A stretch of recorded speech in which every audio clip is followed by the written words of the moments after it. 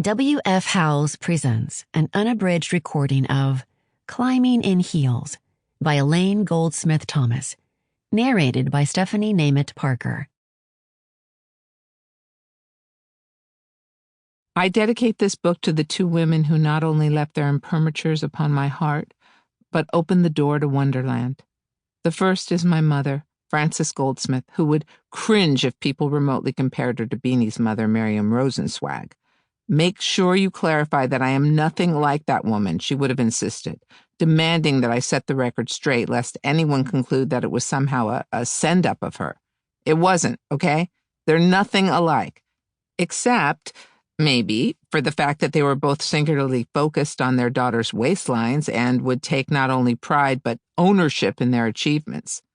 Also, on occasion, they would Zamboni zip codes to trade up on reality. But for Beanie, her mother was her kryptonite, the voice in her head that made her doubt her worth. While for me, my mother was my hero, making me believe that anything was possible.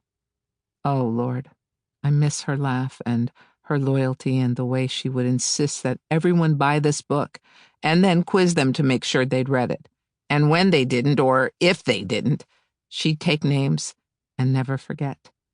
So, Mom, while it's not about you, it's for you, and it's because of you. The second woman was Gail Nachlass, an inspirational, insanely witty, and brilliant powerhouse agent who was kind enough to hire me as her secretary once upon a time at the William Morris Agency, and generous enough to let me climb. Beware that when fighting monsters, you yourself do not become a monster, for when you gaze long into the abyss gazes also into you. Nietzsche. Prologue.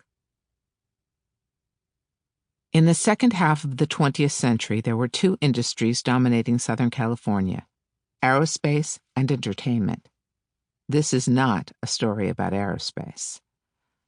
By 1980, approximately 230 million people got into their cars each week to pay $3.50 to sit in a crowded, dark theater and experience the thrills of a movie with a group of strangers. The films, romances, mysteries, musicals, and thrillers were driven by stories and peopled with stars. In order to hire the stars, one needed to get to their agents. And, in order to become an agent, one needed to break into the club. This is a story about breaking in.